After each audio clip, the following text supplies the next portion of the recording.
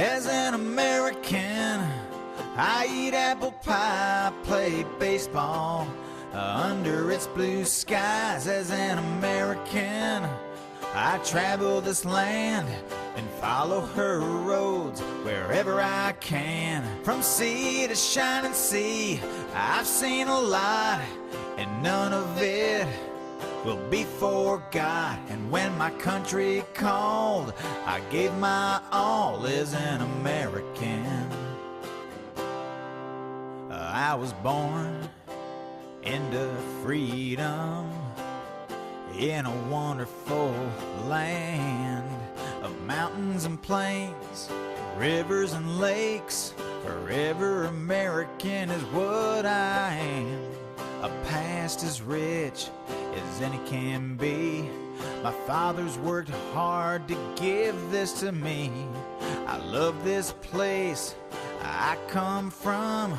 To live another way I cannot foresee. As an American, I eat apple pie, play baseball under its blue skies. As an American, I travel this land and follow her roads wherever I can. From sea to shining sea, I've seen a lot, and none of it will be forgot. And when my country called, I gave my all as an American.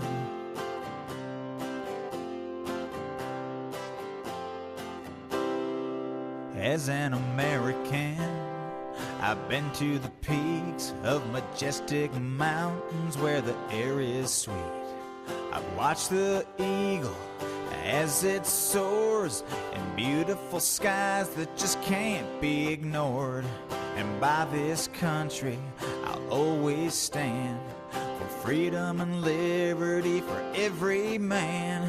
When times are hard and things get rough, America always stands ready and rough. As an American, I eat apple pie, play baseball under its blue skies. As an American, I travel this land and follow her roads wherever I can. From sea to shining sea, I've seen a lot, and none of it will be forgot. And when my country called, I gave my all as an American. And when my country called, I gave my all as an American. Forever American is what I am.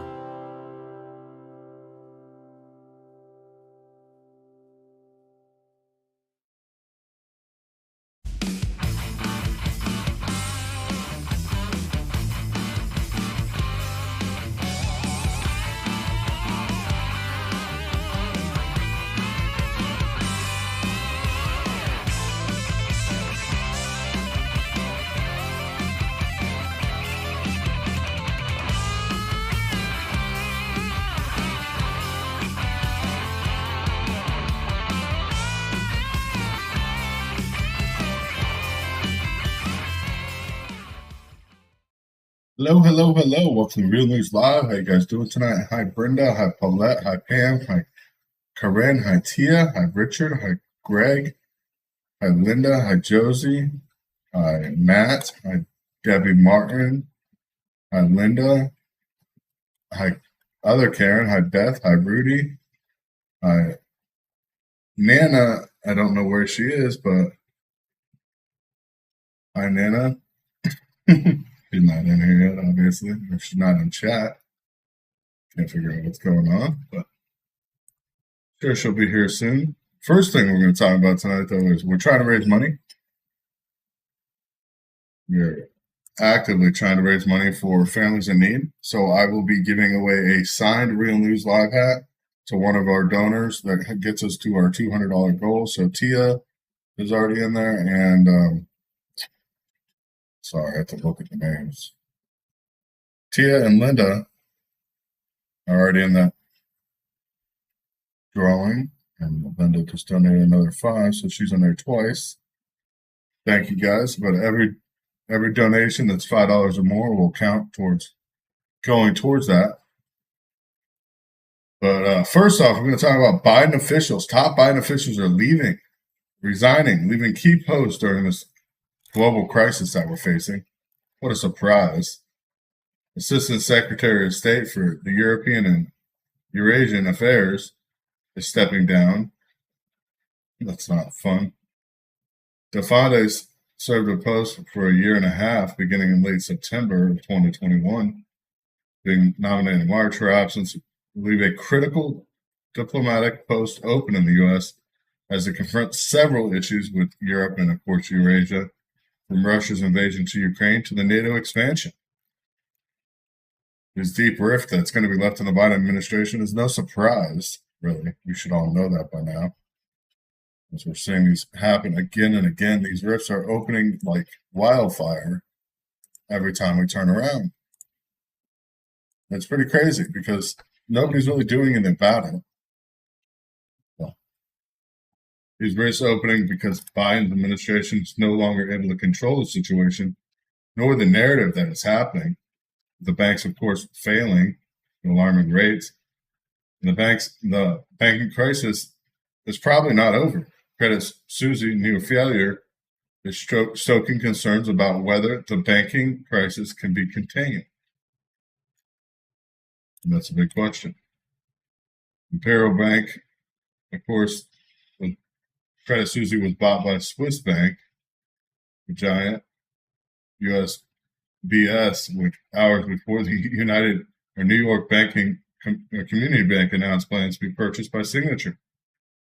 They were just buying each other out at this point. And these were meant to calm the nerves of depositors in the wake of the Silicon Valley Bank dismissal earlier this month.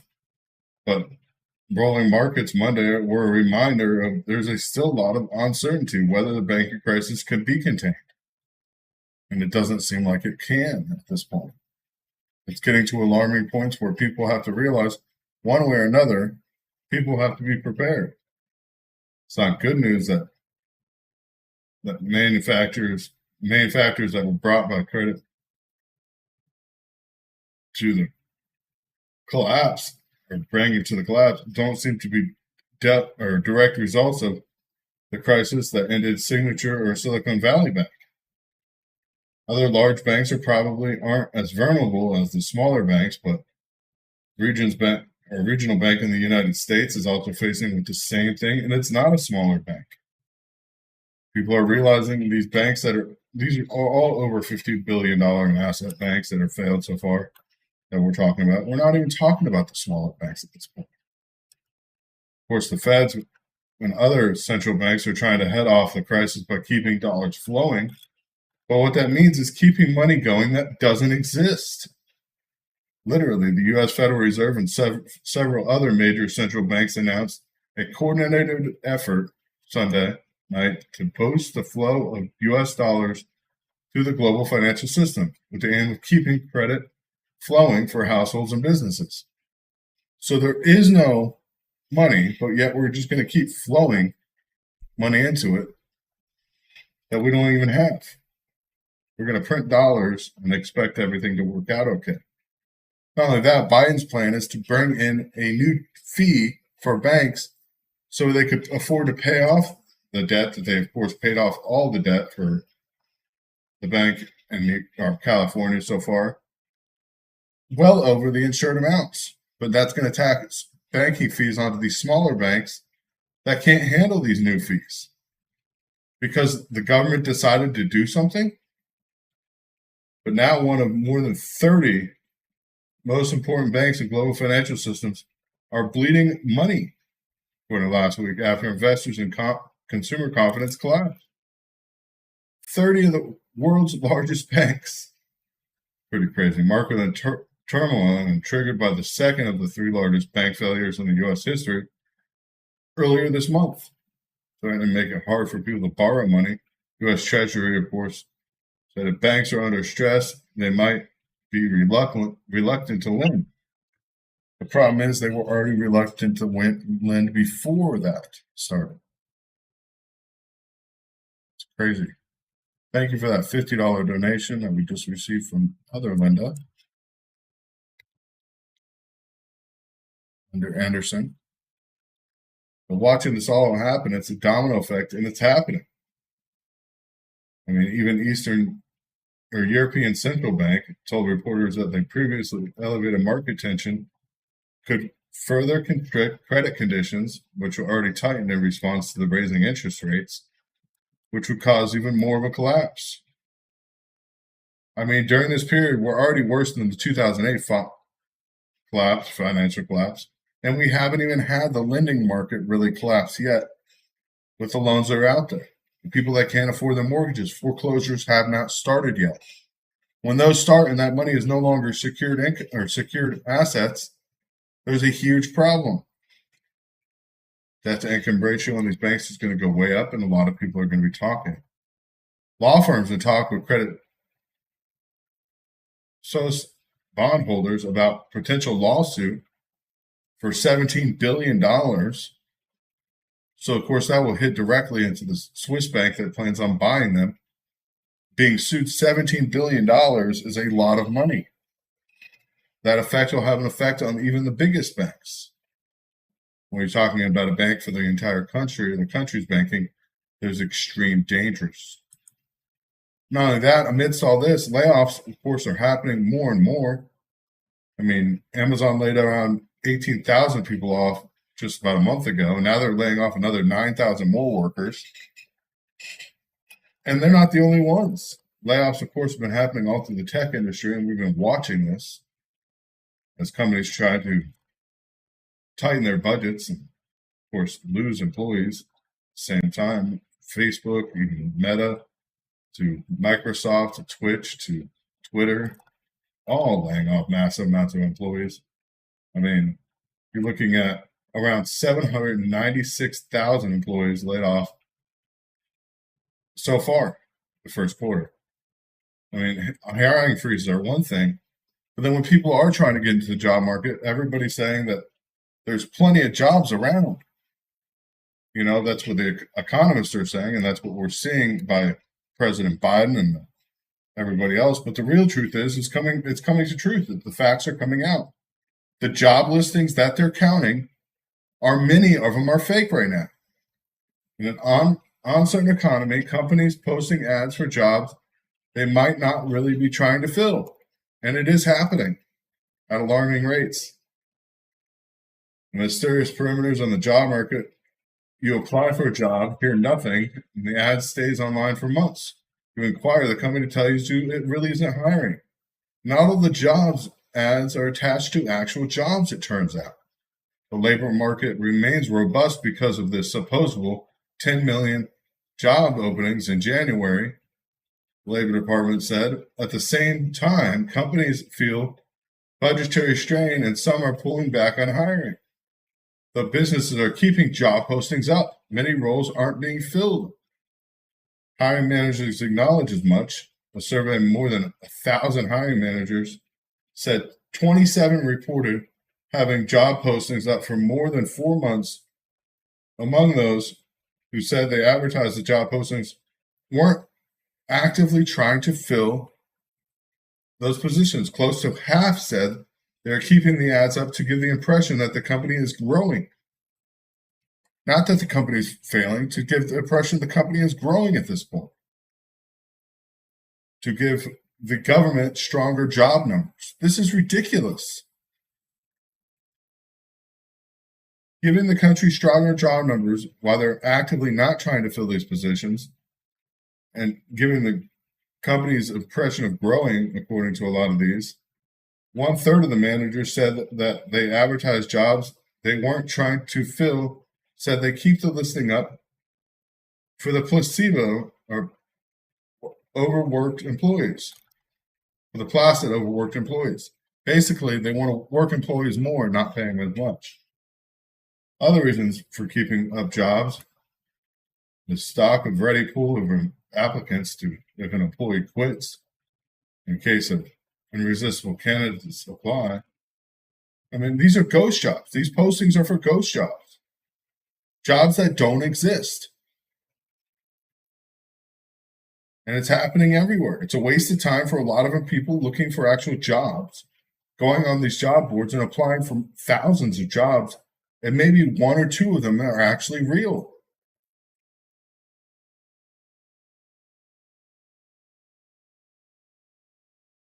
This is crazy. I mean, a lot of people out job hunting, like Mr. Kelly, who had decades of experience of technical and marketing writing, estimated that he was job hunting, and just in last year, 20% of the listings that interested him were post and responded or reposted without any evidence of being hired. Since he's been laid off as a startup company since August, I mean, a lot of startups are laying off. A lot of jobs catching people's eyes, but they're not actually available. There's no jobs there. You can apply for jobs and never get a job because the job doesn't exist. Given the uncertain economic outlook, I mean, it's wishful thinking to say that we're at an advantage for employees, where employees have plenty of job openings, because it's not actually true.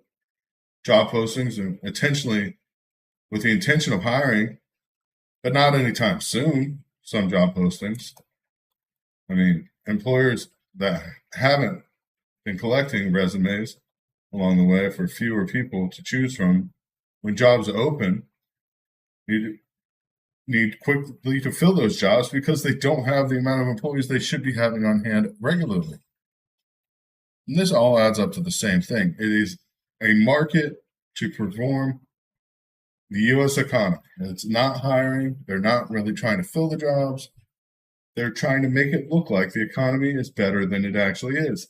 And you look at a lot of these names of companies that are doing this, and they happen to be very liberal companies. So fake jobs are being posted, and the U.S., of course, is using those numbers for how good the economy is doing. All this is very concerning amongst anybody looking for a job right now, or anybody not even looking for a job, but looking at the country's station and how it's doing in the world. Fake jobs do not benefit anybody. They don't benefit the U.S. They don't benefit the country. The government doesn't.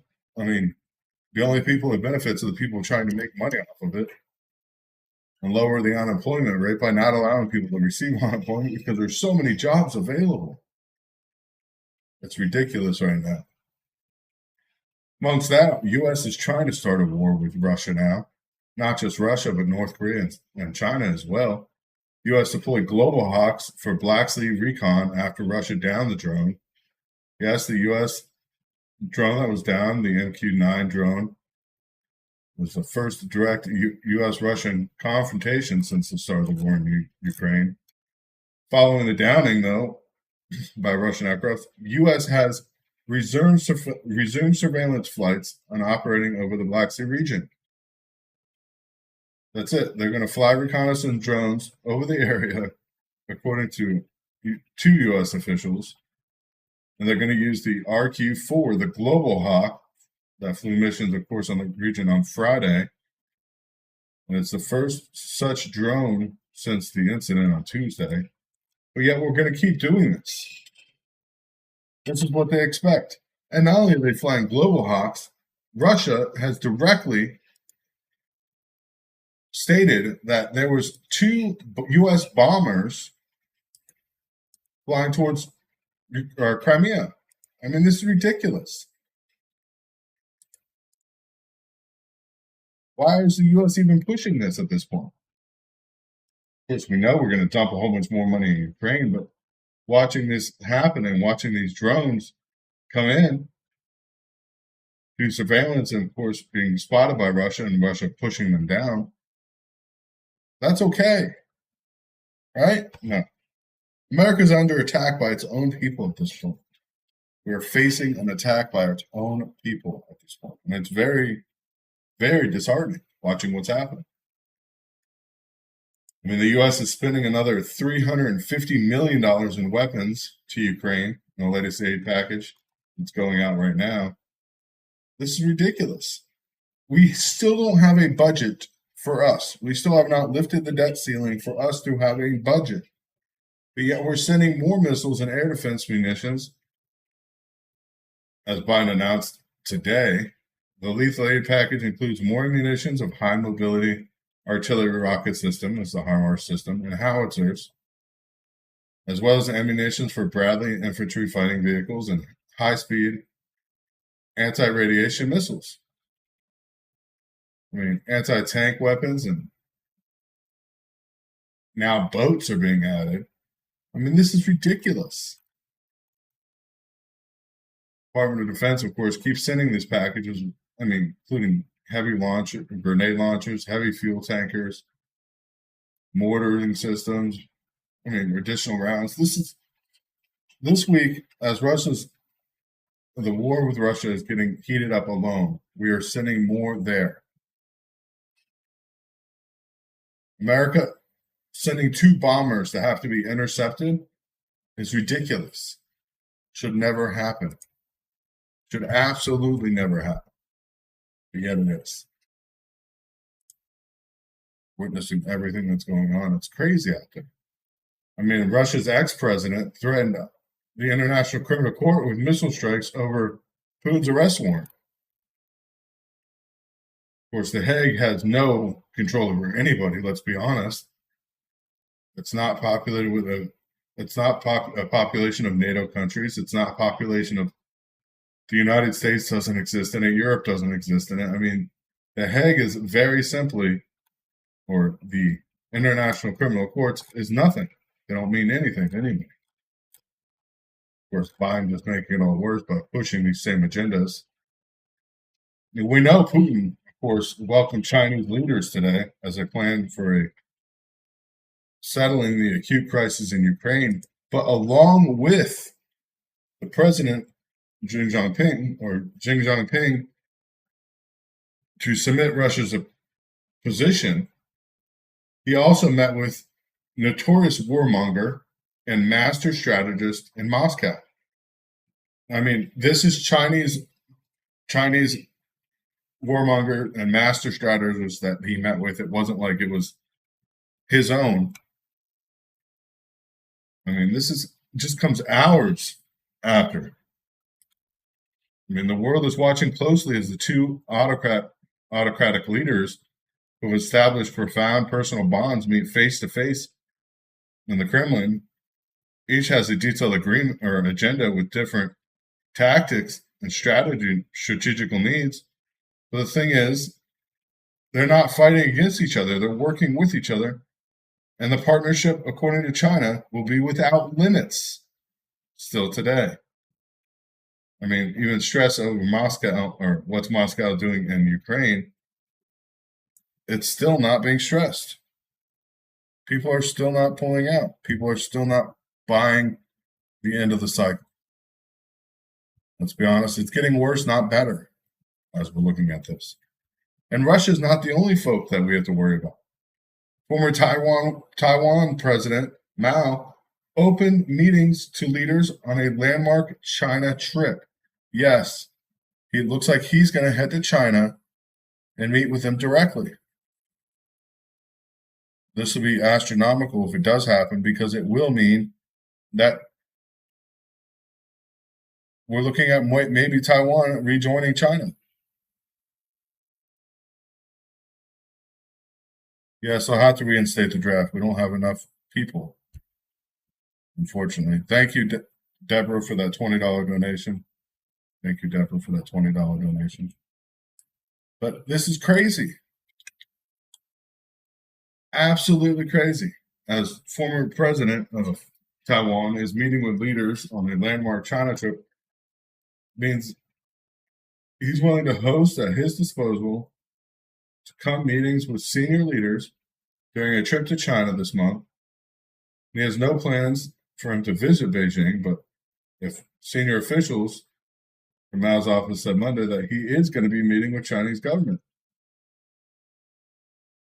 I mean, this will be the first time he has been to China since the defeat, or any former or current Taiwan president has been there since the defeat of the Republic of China's government and fled Taiwan in 1949. At the end of the Civil War with the communists, and it remained to this day. So this will be the first time in a long time to see this happening. And we have to wonder why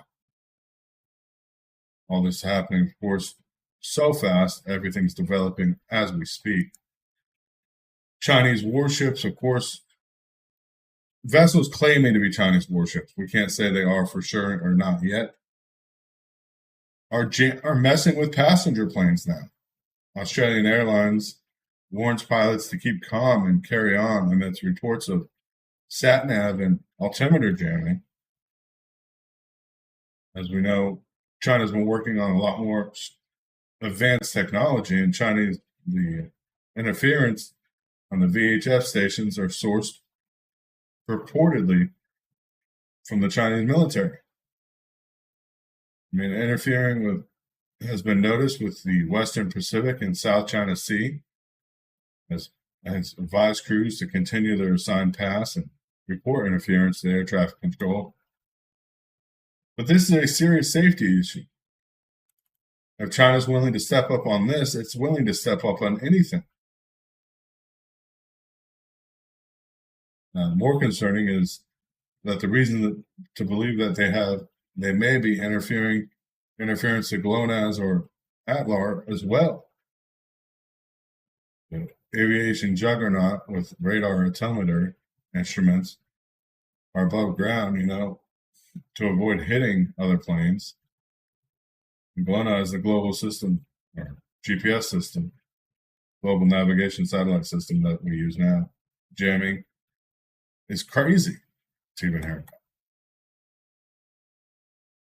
China is the world power now. I hate to say it, as soon as they negotiated the deal with Saudi Arabia and Iran, and they got the guidance between the two of them to work together, to unify unilaterally, to invest in one another's countries, made China the world power. With something we could not acknowledge, we could not do anything to make that happen ourselves, but yet China did it in less than 3 months. North Korea, of course, overseeing simulated nuclear counterattacks on the U.S. Not fun at all watching what this is happening.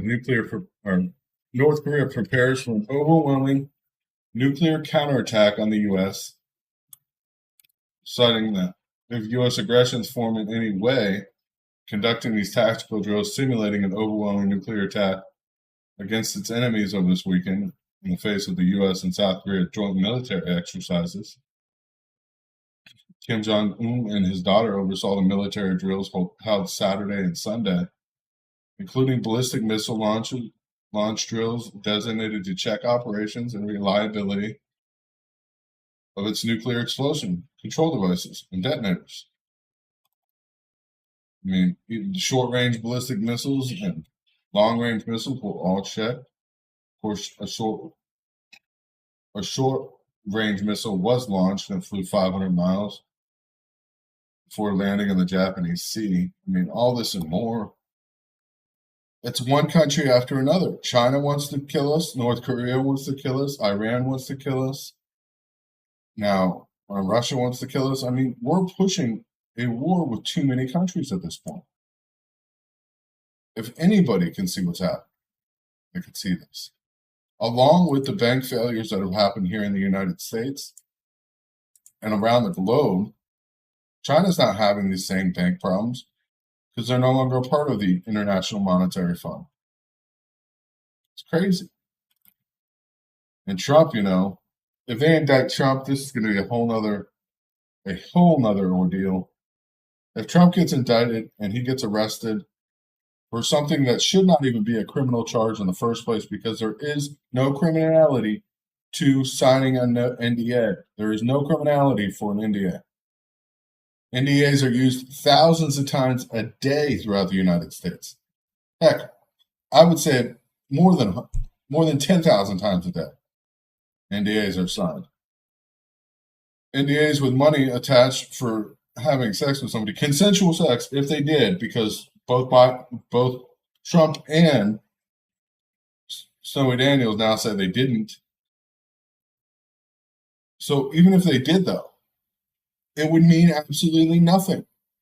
A non-disclosure agreement to not talk about it and getting paid less than $200,000. Let's face it, Trump's worth a lot more than that.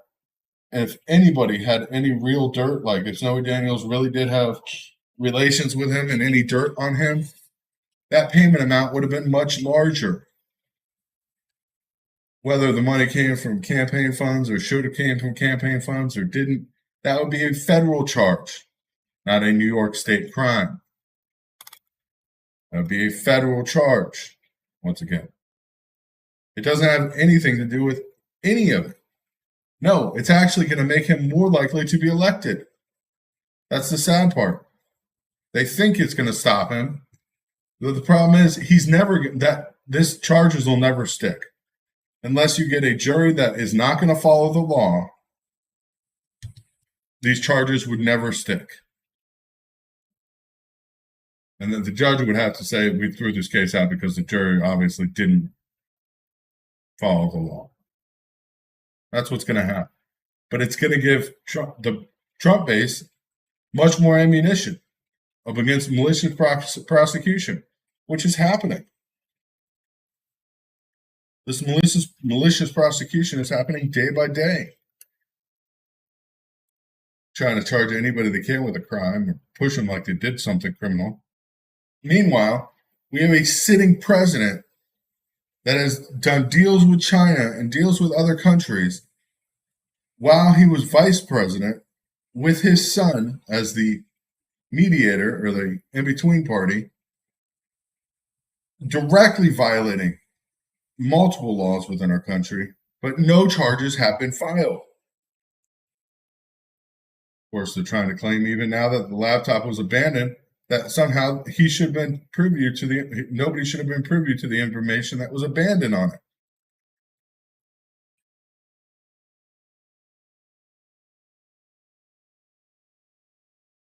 It is crazy what's happening. Absolutely crazy. And of course, Trump's calling for people to protest, not riot, but protest. But do not riot. It's the last thing we need. People should be protesting because when the government decides that they should do whatever they want to do to go against political enemies, instead of the Justice Department working for all Americans equally.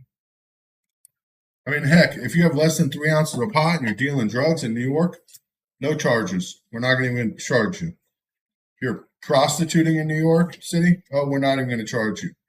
The DA wants to go after Trump for something that's not even a charge in the first place, trying to make it into a criminal charge, but doesn't go after the actual criminals in the city. There's a huge problem with this. A huge problem. You can't go after somebody that didn't commit a crime and then go after and not go after the actual criminals and expect nobody to think it's political. Everybody knows it's political. Even the Democrats are saying this is politically charged.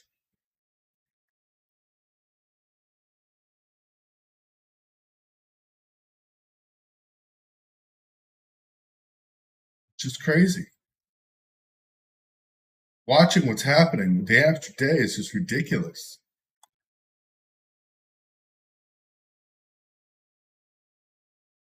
The DA, this prosecuting attorney and the DA in Manhattan is just way over his head on this. He doesn't even know what he's doing. He's going to make a fool out of himself, and he's never going to be in office again at this point. Sad to say, but true.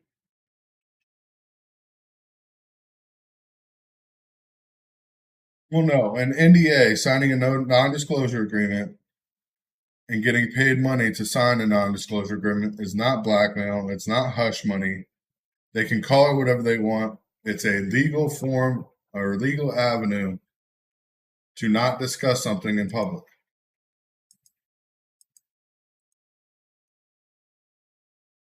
And you even get at certain jobs, you have to sign NDAs. Or security clearances, you have to sign a whole bunch of NDAs. Trust me, that gets ridiculous. It's just crazy though, watching what's happening. Absolutely crazy what's happening. People need to wake up before it's too late. Our government has become more politically charged to go after political rivals, even our Justice Department now. And there's sitting judges. I mean, there shouldn't even be a chance of an indictment.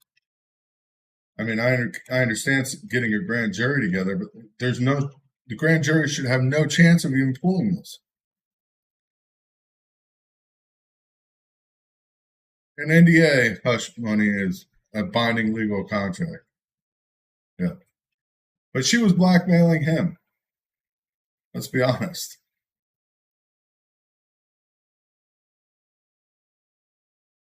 Yeah. Especially when jobs settle and they let you go and they don't want you talking about your work with them. God bless you guys. I mean, we got to watch what's going to happen with this. I mean, we'll see, of course, tomorrow with the Stormy Daniels thing. Whether Trump gets arrested or not, I highly doubt it. I highly doubt they can even get an indictment with a grand jury because there's not enough evidence to even support that he possibly could have committed a crime with this. And not only that, it would be federal and not a state crime, if anything. And federal prosecution said there was nothing there. They couldn't charge him. So,